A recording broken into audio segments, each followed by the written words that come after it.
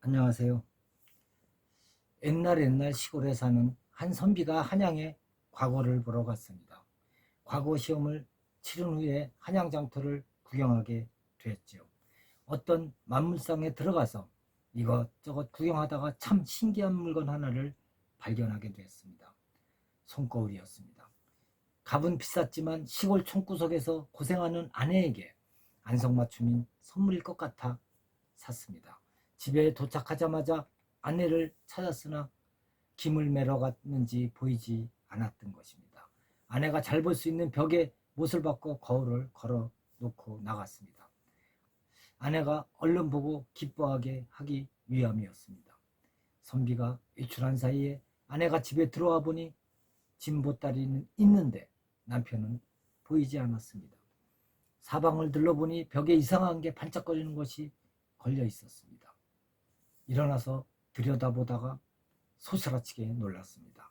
그 안에 예쁜 색시 하나가 들어있었습니다. 한양에 과거를 보러 갔던 남편이 과거에는 관심을 두지 않고 예쁜 색시 하나를 데려온 것이 분명했습니다. 가슴이 떨렸습니다. 분하고 억울했습니다. 남편 뒷바라지 하느라 온갖 고생 다 했는데 남편은 자기를 배신하고 다른 색시를 데려왔으니 지난 세월이 너무 억울했겠죠. 방바닥에 주저앉아 통곡을 했습니다.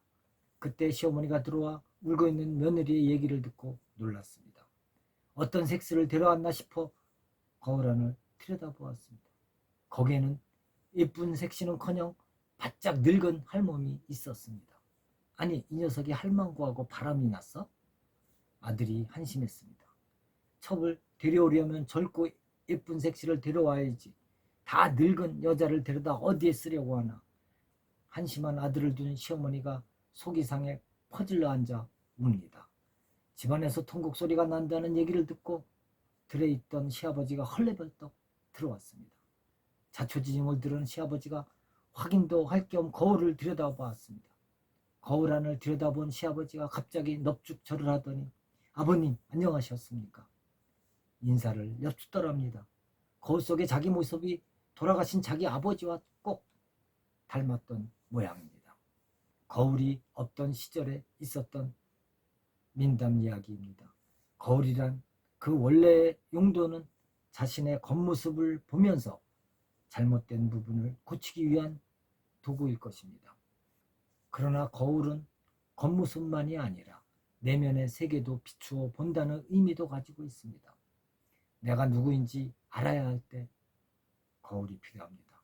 그것은 인생을 살면서 자신을 안다는 것이 중요하다는 것을 알아야 하기 때문입니다. 따라서 거울을 볼 때는 자기 외모만을 살피지 마시고 거울을 볼 때마다 자신의 마음 상태도 들여다보는 습관을 기르는 것이 어떻겠습니까? 감사합니다.